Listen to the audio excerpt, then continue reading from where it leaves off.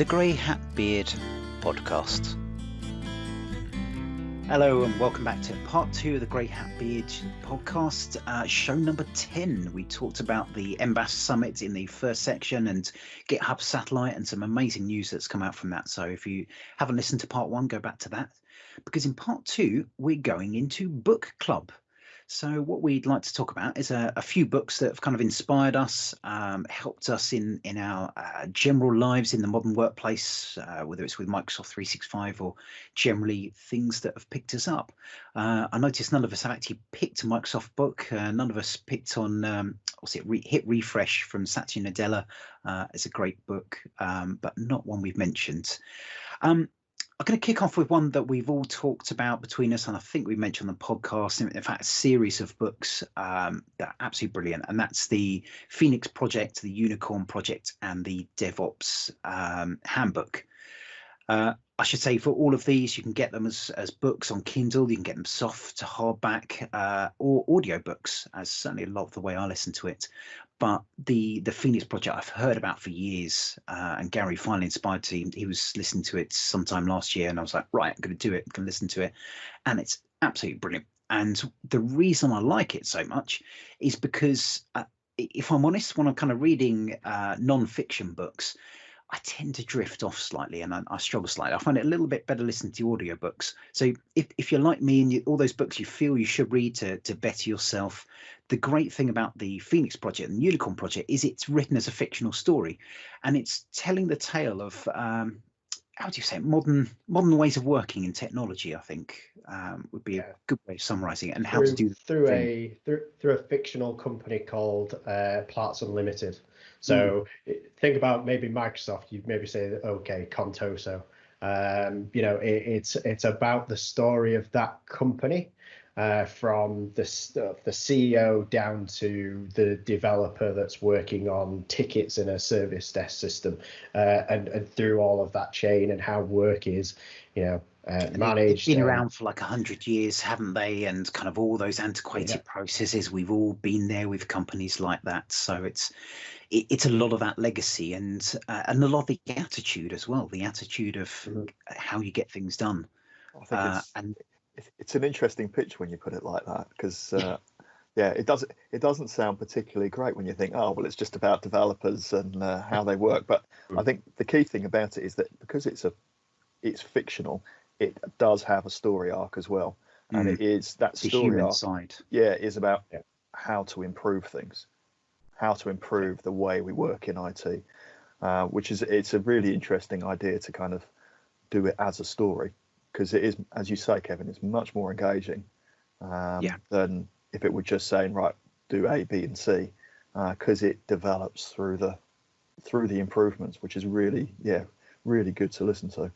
The key things that I kind of took away from the Phoenix Project is, well, one, it's a story that we all know. So there's plenty of times that I was listening to the scenarios that happen in this book, and you can't help but laugh, because you're just like, I remember being in a situation. I think we were listening to it at the same time, weren't we, Gary? And we were both going, this is the project we're working on. It's not great. No names. How can we improve it?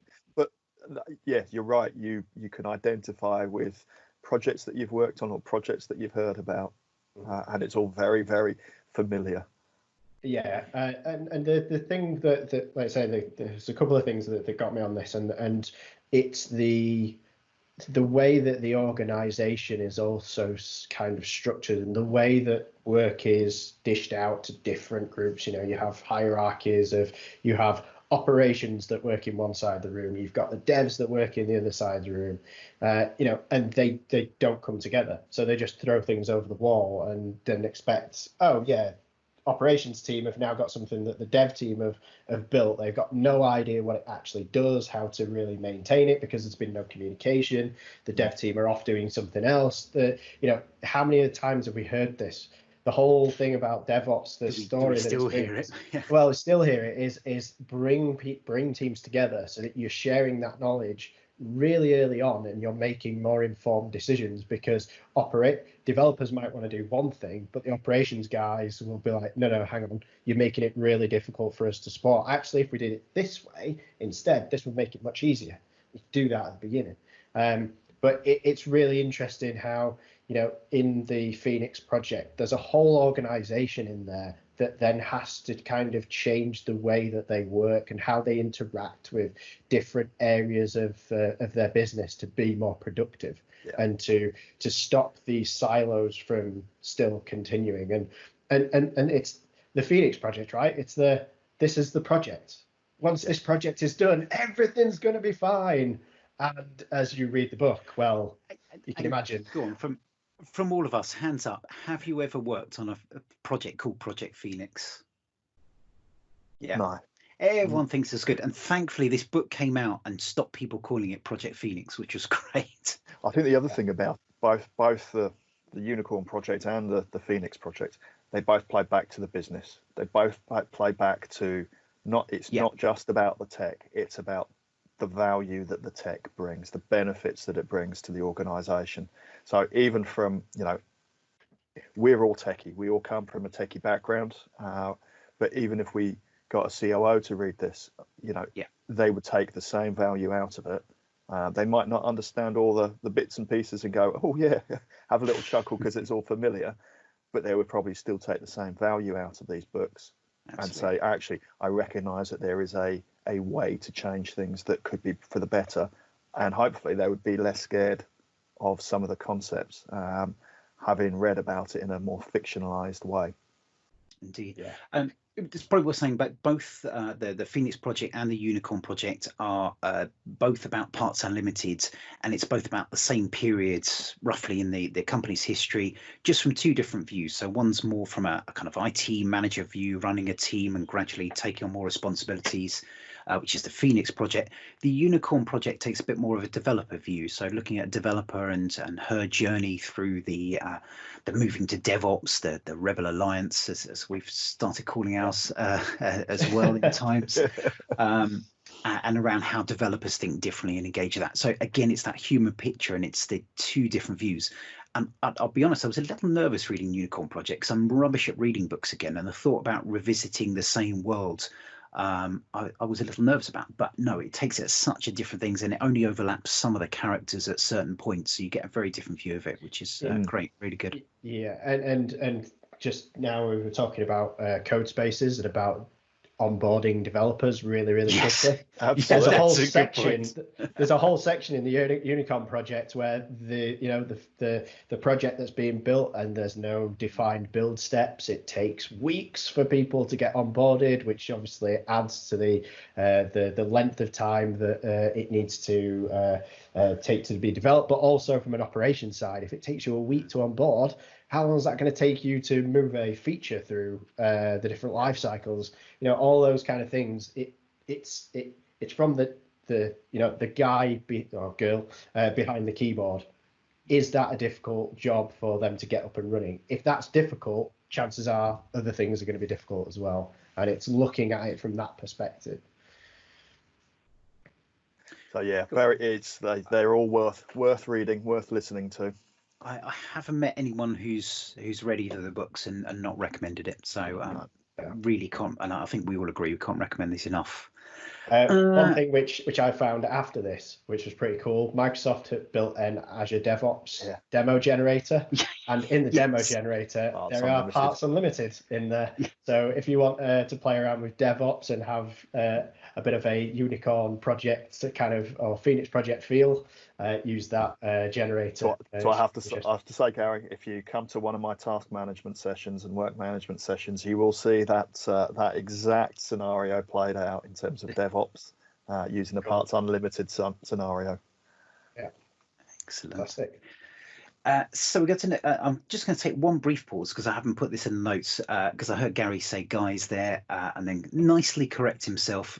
One small recommendation: "Invisible Women" by Caroline Criado Perez, that talks about the inherent bias we all have, and I think particularly prevalent in the IT industry about thinking very much on the men's view. Really interesting reads that I think all men and women should read and think about. Even things like the height of shelves being more predominantly to male heights and things like that.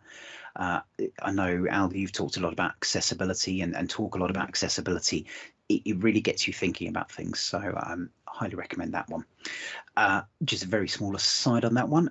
Al, do you want to talk about one of your choices? So I'm going to start with Cal Newport as an author. So he wrote a book called Deep Work, and it really is about how you focus, how you concentrate, and how you increase your productivity.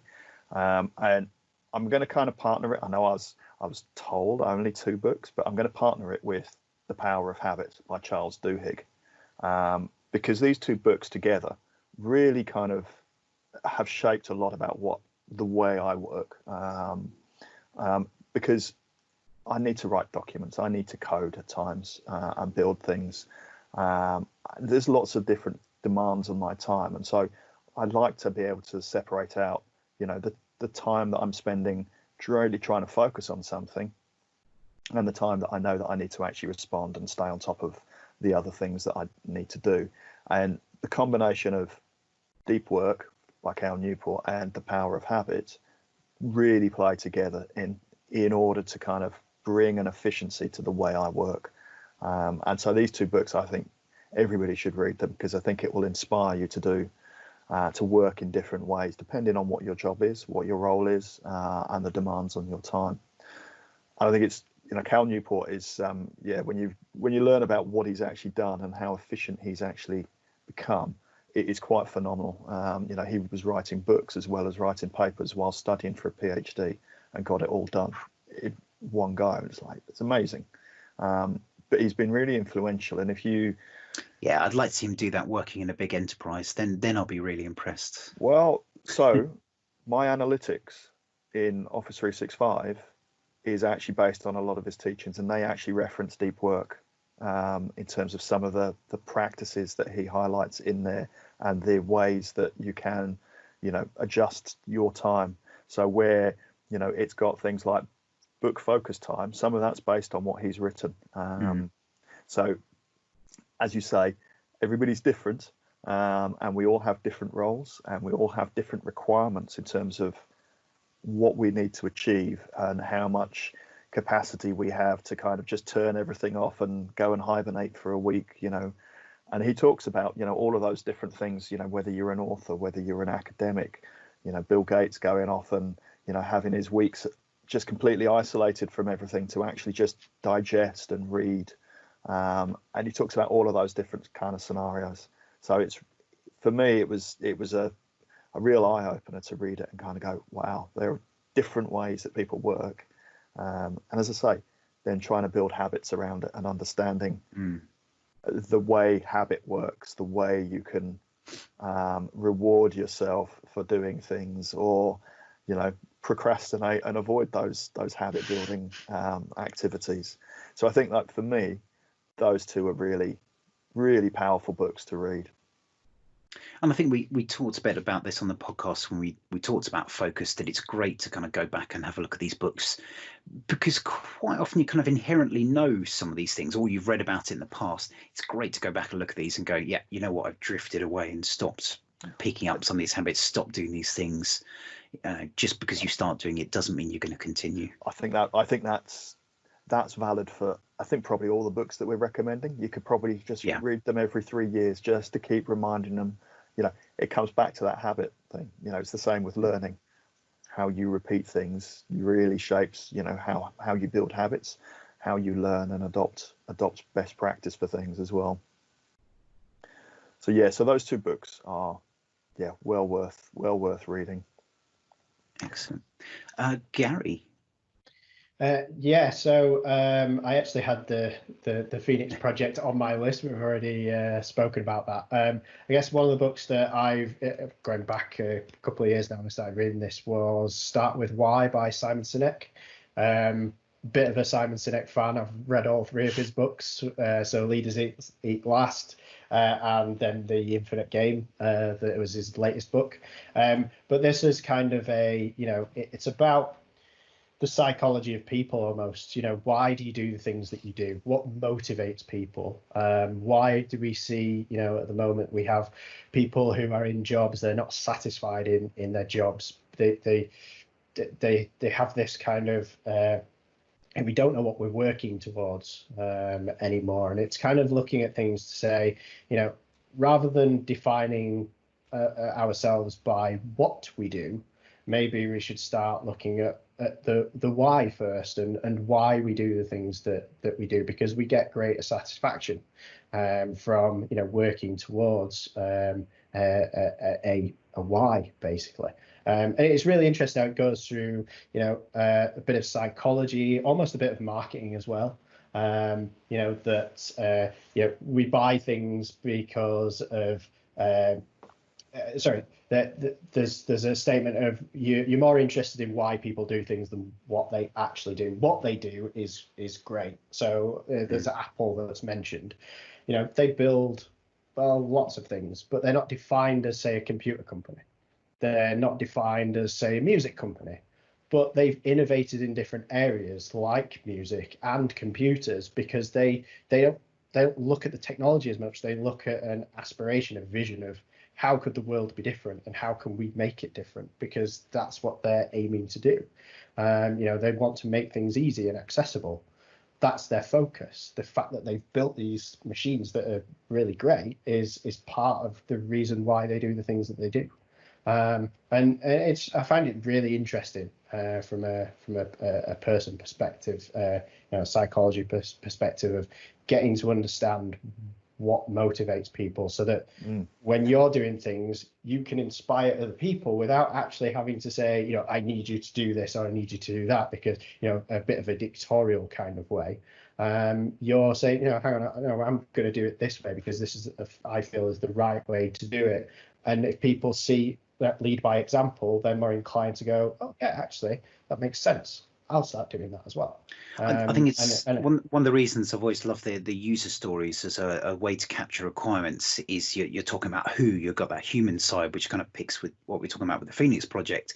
You've got what you need to do, which is always important, because you do need to give people an indication what, but then that why. So it's as a blah, blah, I want to blah, so that.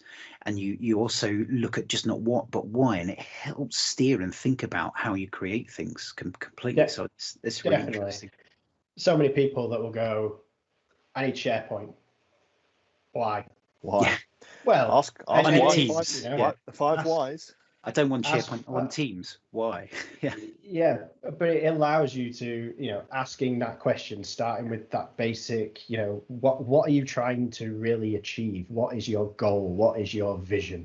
You start with that, because then you can scope actually what you're gonna do to make that better. How are you gonna drive towards that goal? That is effectively the why, and why you're even doing this in the first place. If you've not got a strong why are you doing it?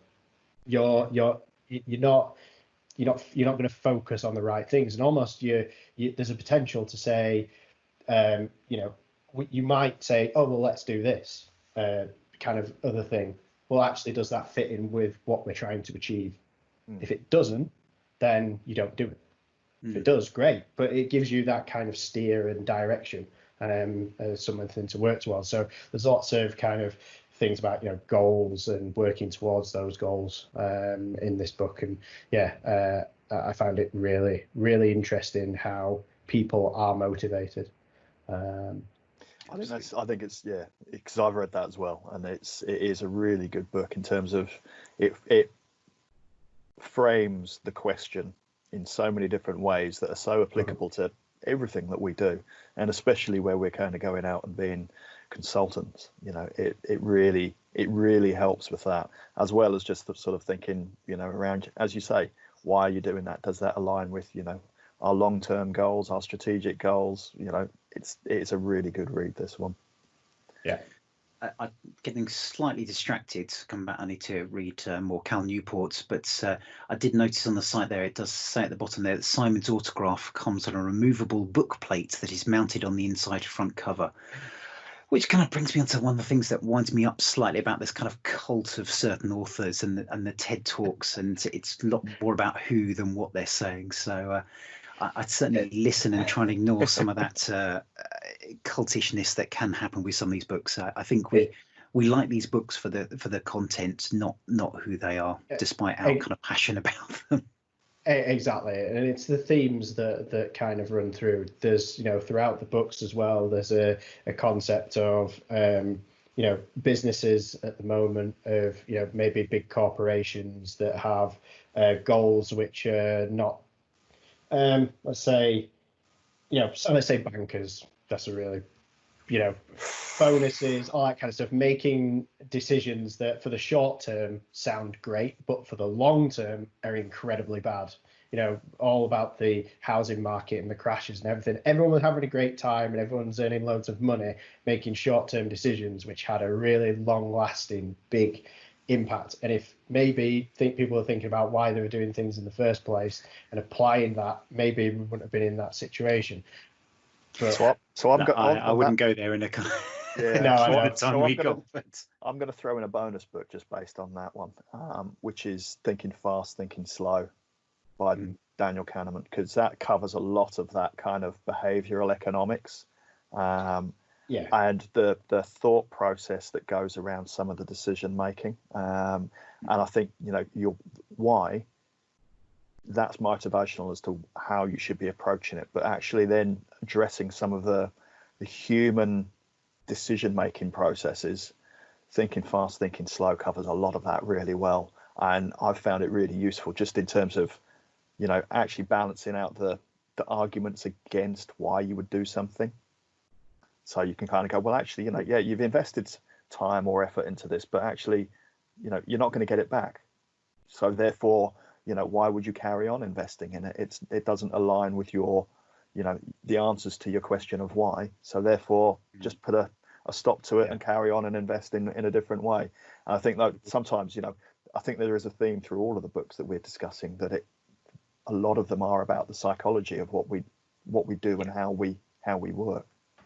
And I think for me, the important thing about these books we're talking about is it kind of shows that you shouldn't just focus on technology. You should focus on thinking about the broader subjects around the things, thinking about why people do stuff, which kind of brings me on to my book, which is The Organized Mind by Daniel Levitin. And I know, Gary, I recommended this to you, and I think you're still listening at the moment. I have 3 hours left of the audiobook. I think it's about 16 hours. So I've been doing this. I've been listening to this over the last few weeks. It's brilliant. It's a great recommendation. I'm not going to say anything more because you love this book as well. I'm going to say I mentioned before, I love books, and there's so many times I read a book and go, I really, really want to read that. I really want to get that, and I get about 3 chapters in, and I kind of go, I'm going to go back to the fiction books. I love my fiction books and kind of things like that, especially reading at night or I doze off. I try a lot more with audiobooks. I find on long car journeys, they sink in a lot better. This book, I really couldn't put down. Absolutely great around it. And what it is, it's talking a lot about the full title is The Organized Mind, Thinking Straight in the Age of Information Overload. And I think we're seeing a lot of things now. We see social media come at you. You have your tweets coming in. You have your Facebook messages. You've got your Yammer and Teams and email internally, as well as the kids shout at you because you're all at home and the cat's jumping away. And it kind of comes back a little bit, covers around the world of focus. How can you kind of get all these distractions and focus on the right things? It talks about a great example of if you looked back in the world of when supermarkets first came around, they'd have about 1,500 products. These days, they've got like 80,000 on there. So even when you're going to a supermarket, trying to stay focused on what you want to get can become very hard. You're always being distracted on one thing. So trying to get through and focusing on that one thing and ways to do it. And what I really love about the book is it goes into very much the biochemistry of the brain, the psychology and how the brain works, and gives some real world examples, real world research that goes into it throughout. I tried flicking through it last night to remind myself of bits, and there was just so many I've highlighted. I couldn't bring it down that much on there. So I think there's a certain amount of focus that it talks about which fits in nicely with the Cal Newport, but it also talks about categorizing and for us coming into knowledge management, into worlds of putting in SharePoint and Teams and organizing things, that thinking about how you arrange knowledge, think about the fact you always put the keys in the same place, building that habit of the things being the same one, really applies to how you design knowledge management systems, how you design your SharePoint, your document management to help people find the right thing, designing your intranet and your digital workplaces to get to the people to the right things they need to do regularly as easy as possible, and finding the right things as well. So thinking about that categorization, it covers a bit of the history of what are called the kind of cards that people go through that used to have in the libraries and things like that. Really, really, really good and interesting piece there. And the final one I actually blogged about back in 2018 is about how you learn as well, and think about explicit learning, sitting down, taking things, doing a training course, watching a specific video, focusing on it. Is the explicit learning, but even going to school goes through there. You then have implicit learning, where you kind of do things, stuff comes at you all the time, you listen to podcasts, that all kind of floats into the brain as well. And then self-discovery, and the blog I talked about was kind of actually getting hands-on with doing things, playing with code, using some of these technical items, because actually by doing things, it really seeps into your brain as well. So thinking about how you learn, it just covers all these things. Absolutely love the book, and really can't recommend it as enough to people. Yeah, I completely agree. There's a couple of other things as well. I'd say it's a decent chunk book, and it goes across different concepts. One of the things I really found interesting was one of the things was the amount of decisions we have to make on a daily basis. So you mentioned about going to the supermarket, and there's a story about a girl who was in Romania and came over to America, and she just was completely overloaded with decision making to get to buy a pen. Because when she was in Romania, that was a previous communist country, it was you just have a pen. There's no decision you have to make. She went to America, and there's every type of pen, felt, ink, different colors, and it was just overload of information. And that was a really good analogy of the amounts of decisions that you make before you even start work. And it goes on about high successful people like Steve Jobs would always be looking the same, because it's one less decision he'd have to make that day, because he just wears the same thing. And there's a lot of that goes along that. It's just like Barack Obama as well.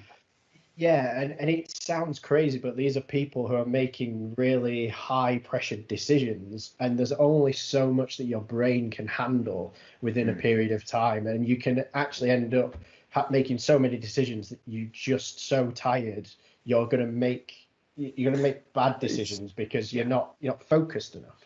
Absolutely. And I think what you end up with is the common concept that the brain is a muscle. Whatever you're doing with it, whether you are focusing, whether you are learning, whether you are making decisions, it is a muscle, and it gets tired. It also gets stronger with practice, but you've got to balance out what you're actually doing. And I think that's prioritizing, picking the right fight. I don't need to worry about what I'm wearing today. All I've got is a t-shirt on, and that's it. I don't need to worry about anything else. Fantastic. Because then you're focusing on what's actually important. And that comes back to, all the other books that we've been talking about in terms of prioritization and working out what it is that we actually need to spend the time on. Interestingly, I'm listening to his next one, the Successful Aging one, and that's quite, that's got the same kind of mix of brain chemistry, psychology, and it's quite scary. I did like, there's a bit about email in there, about how a medium that was so you'd send a letter to someone and it would take days to get there. Therefore, and it would cost you money as well, because you're sending a message, you pay for stamps and everything. So people would spend time to really think about what they're asking people when writing mail, and it's because it takes time to get there and cost them. And then obviously that changed because email came along, but it's the same medium. Almost, but it becomes instant. It's almost like the technology has changed it from something that was you'd wait a few days for, to people wanting a reply immediately. They would expect it because it's arrived there quickly. They will get a response back, and that was really interesting, especially as we talk about modern workplace and people moving from email into Teams, and how I've started to do this as well. And I got this from you as well, about if you send me an email, don't expect an instant reply. It might be a day, it might be later. If it's really urgent, you can use different ways of communicating to me. And it's interesting how we almost pushing back at the technology to say, yes, we've had some improvements there, but actually it's made things potentially worse, because by sending an email quickly, you're less inclined to put more the thought in that you would have previously done writing a letter to ask people what you actually need. Absolutely. It comes back to that behavioral, I can't even talk now. The behavioral economics, how much do you invest in it, and then what do you expect back from it? If you're investing less, then it goes out much more quickly. Maybe it doesn't have the nuance, the detail.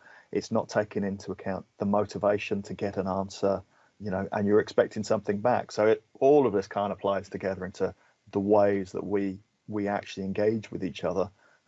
It's certainly in the workplace. It is a moving feast, isn't it?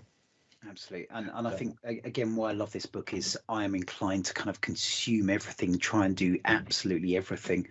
And it's a good reminder to sort of stop and just try and do one thing well, at least every now and then. It's good to have that breadth, and it's good to have that range of understanding, but making sure that you do one thing well is important. One thing which I really found interesting, we talked about this the other week, was how we manage our time. And I mentioned about I was trying out GTD, getting things done. And that's also mentioned in the book as well, about how you can externalize things out of your head, which if you externalize things, get things prioritized, it's got other benefits of actually you're not carrying this stuff around in your head anymore. You've got it in a trusted place that you can go to, and you can then get things done in a more timely way. Your stress levels are reduced as well.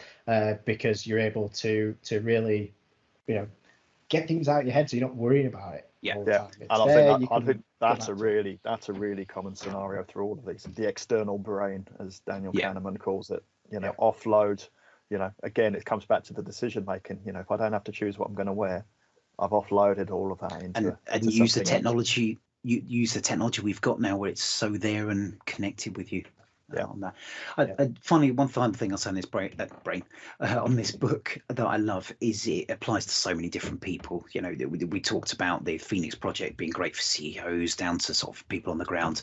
I'd say this even goes beyond. I've recommended it to my wife, ongoing battle to get her to read it, but I think it would help her there. I think this is really something that anyone in this modern world where there's so many different things coming in really applies. This is life skills, definitely. It's right. Absolutely. I mean, I wish that, I don't know when this book was released, but I wish I'd had it years ago. Because it's that much of a 2014 apparently. When you start to look at things from a biological level, how we've evolved, what our brain is good at, what our brain is not good at, and knowing where where our own kind of weaknesses are, to then help us with using technology to improve that side of things that we're not very good at. And that's why I like to start with why as well, because it goes to that kind of level. It starts with us as a species almost, and that's so grounding, that it literally does apply to everyone. Psychology, biology, and it's much more of a compelling kind of argument of, well, why you should do these things, because there's science to back it up as well. Absolutely. So the final book I was going to talk about actually is completely different to the other ones. I think the other ones very much look at the almost us as consultants, how we manage and how we work closely with people. The final book was recommended. I was working for a large financial services firm, large organization, typical big hierarchy of people, two teams doing exactly the same thing that could be a couple of rooms away, that wouldn't be connecting up and talking to each other. And then even if they did want to, trying to break that into the structure of the organization and having two teams working on a single project was always painful, a bit on there. But the CEO that came in actually recommended this book, and it's called Team of Teams. It's by General Stanley McChrystal. And what I really liked, and it fits in a little bit with the kind of DevOps attitude of things, of people working together. And I think he was a general when he was in the Iraq War back in '92. And what they were finding was just trying to communicate between the different areas. It was taking a long time. The time taken to move things together was impossible. So he started breaking down into smaller functional units that would be across lots of different areas. So rather than having kind of the engineers here and then the infantry here and then the tank regiment here, they'd start to pick people from the different areas. So you'd have someone from the signals or the US equivalent on there, who'd be embedded with someone with the infantry, and they'd be embedded with the engineers. So you had a team that could do a bit of everything, and then they would connect in with other teams on there. So the communication would be through one person. I'm trying to remember what's the link person that would go through between the other ones, and you had a lot more of a matrix view of scheduling those teams. And this so applied, and interesting, as this came out was when as I was reading this, was when Microsoft Teams was announced, and that whole notion of having a team for a specific purpose that could very easily be spun up, pulling people from different areas, not kind of sticking to that very rigid hierarchy, having a purpose, and then closing it off, readapting for another purpose, having people going through there and managing that, possibly being a member of multiple teams and managing the items there. It really drove that attitude of allowing that flexibility, adapting to the circumstances that are there at the time. And obviously with the army, you've got to adapt very quickly, but the same with organizations. Don't have that hulking beast that's fixed there that you have to spend years and years reorganizing. Have that flexible groups of teams, have the supporting infrastructure for that. And one of the big things that he talks about there is the trust. So one, sharing. Obviously, you'll come from an army background, lots of secrets, lots of items there you want to move away. But getting that sharing that information, and then you can trust people to have that, make use of that as they need to. Another one bit that taught within there, not quite so much on the general team of teams that went through, but was where they talked about that you had large big bosses. So in this case, they're generals, but you can imagine the CEOs come through, and you've planned a visit, and everyone goes through and spends lots preparing for it, and the time wasted, maybe not on the most focused things, but on the thing you want to share with that. And then at last minute, someone decides, actually, I'm not going to bother sharing your stuff. Don't worry about that. So it talks about the leader as a dinosaur's tail. As they grow more senior, the tail becomes bigger, and the kind of what they leave behind them in terms of the impact. If you don't go and speak to someone, the negative impacts that can have, and the time it takes just dealing with those people. So actually, by putting into smaller groups, you break away that massive hierarchy from there and let people be more flexible. So really interesting. I don't think it just applies to huge organizations. I think small organizations as well, how you manage teams and how they link together. Some really, really interesting bits to go in there. It's interesting because we're from a DevOps perspective, that's cross-functional teams. Building trust within cross-functional teams also allows you to have high-performing teams. If you have a team of people that trust each other, you're able to make decisions for the greater good. Again, it's going back to goals. If you've got a goal, it makes it easier to work towards that goal. That's a vision for people to work towards. That's kind of like your North Star. And that it all does link in together. And it's really interesting how you've picked a book that's based in the military, and that it's how they are adapting their historical, very regimented, structured approach of, you'd ask the person above you and rules and everything, that actually that's now shifted. And you look at armies now, and there's a lot more delegation, there's a lot more empowerment of people in the field to make the decisions.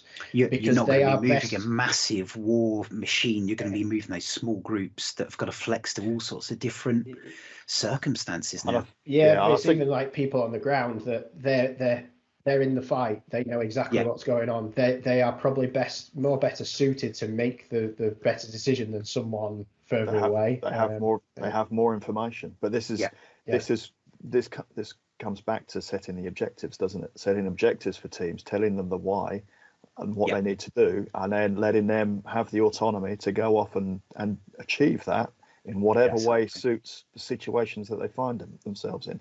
I think that, I've come across many references to the Marines and Crystal, and various ways that they actually use psychology in the boot camps to actually empower people and to create that autonomy and the trust in the team as well. And I think those things, they do exceptionally well. And I think it's, from what I've read as well, when people come out of the Marines and they've had that autonomous team that they're working in, they can find it a real challenge actually on Civvy Street to actually go into organisations where actually it goes back to that top down, right, we're going to tell you what to do. And it doesn't gel well with the effectiveness of actually having autonomous teams. So I think, yeah, whilst it comes from the military, it still applies to the agile mindset and, you know, pretty much everything that we've been talking about in terms of understanding why we do things and empowering people to do things. And giving them the tools to enable them to do them as well. So we've talked a lot about goals and aiming, and I think one of our goals was to finish by 11 o'clock, and we're failing miserably there. So we had the idea that these books are all kind of linked with the modern workplace and the kind of chat we have, but we also want to pick a book each that meant something to us, possibly a fictional book that's maybe a little bit different. So Al, do you want to go first? Just a quick 2 lines, very short on this one. Quick 2 lines. So this is one that I found a couple of weeks ago, maybe a month ago, and in this time of quarantine and lockdown, it resonated in a weird way. It was written in early 1900s by E.M. Forster. It's called The Machine Stops. It is a short story. It's about 10,000 words long, and it is remarkable in the vision that E.M. Forster demonstrated, considering when it was written and what lockdown might look like and what the internet might look like, Teams conversations might look like. It is an amazing little book to read, and as I say, it is a short story. It's well worth it. It's amazing. Interesting. Cool. Gary, did you have a book? But actually, no, because all of the books that I've kind of read have all been either kind of like, you know, start with Y or the hit refresh kind of books. I've got too many books still ongoing at the moment. I've got 2 books that I need to finish. Unicorn Project is one of them, and another one is Servant Leadership by Robert Greenleaf. So still going through those ones, and I have a whole list of ones to pick up. So I've not really got anything to put forward on that one, I'm afraid. So we need to get more advice. So if anyone's got any recommendations for fiction books for Gary, that would be great. Oh, yeah, definitely. So my recommendation, and I truly love this book. I said before, I don't reread books. I have reread this one. It's How Much Joy, and that's Shantaram by Gregory David Roberts. He was a little bit of a drug addict in Australia, got into crime to feed his habit, and ended up being caught with armed robbery. Managed to escape prison, got over to New Zealand, where he's from. From there, some friends managed to get him out to India, and he moved to Mumbai. And lived an expat life, got a fake passport, living a new life, cash only, kept his money completely off there. And then he got to know, he got a guide to help him around, became good friends with him. The guide said, can I take you home to my home village? Got to see the sort of real life of India. But then on the way back, got mugged. I should say this is a true story as well. He got mugged and all his money was taken from him. And he ended up moving in with this guide into the slums in Mumbai. And then the story just goes on and on from there. Gregory David Roberts is a great storyteller, the way he kind of goes through it. He ends up joining with the kind of mafia in Mumbai, ends up in prison, becomes a prison doctor. His time from prison before, he was a doctor, so he became a slum doctor, helping people there. He gets involved with the mafia and gets involved with a bit of the Bollywood industry. He ends up fighting in Afghanistan as well. Just incredible, the sort of bits he go through, and just this tale goes on and just beautifully written as well. He's actually disappeared for about 6 years, has just reappeared recently, and has rediscovered himself. So very spiritual at times. The book's not massively spiritual, so if you're not into that thing, don't worry. It's just a great tale on there. But just the way he describes things is so beautiful. It is a big, chunky book, but I just absolutely love it. And the beauty in it and the beauty in life that he shares, I think it's something we could all learn a lot from and take a lot from as well. So that's my beautiful read. If you sat down with hours in lockdown and not busy like us, definitely recommend it. And he's on audiobooks as well. Very good. So yeah, I think some great things. We would love to hear from you all. If you've got some recommendations, we'll put them up on Twitter and share them, add them to the show notes. I know we have recommended the Pragmatic Pragmatic Programmer by the Tabs and Spaces podcast, which I can see Gary's itching to talk about. Maybe we'll cover in a future show. Interestingly, I was looking at that the other day, so now someone else has said, yeah, it's just been, I think, re-released, so it's a bit more updated, because it's a book that's been around for a while. That's on the list. Definitely going to add that to my list as well. In fact, add it to my watch list on Audible. In fact, maybe we could share our library. It's an Audible. I think you can do that, can't you? So we'll have a chat afterwards about if we can add those in the show notes, see some of the other things we listen as well. But I hope certainly these are our favourite books and really inspirational ones, and I hope they might have inspired you as well. Do have a listen. We'll be back in a couple of weeks. I think we're hoping next time to get Stefan Bisser to talk about bots, one of my personal favourites, both Stefan and bots, I should say. So we're talking about artificial intelligence and all the good things there. If you would like to come and join us, again, look on the show notes. We've got our upcoming shows. Also got a form in there you can fill out if you'd love to come and join us. Don't have to be an MVP, I promise. Anyone, let us know, or if you've got ideas for a show, put them on there, and we'll try and see what we can put in place. Otherwise, thank you very much. Before I get in too much trouble from my wife for overrunning today, I've been Gray. I've been Hat. I've been Beard. Thank you very much. See you in a couple of weeks. Bye. Bye. Thanks for listening to Grey Hat Beard podcast. The song Drink Up My Mateys was brought to you by Black Bones under a non-commercial attribution license.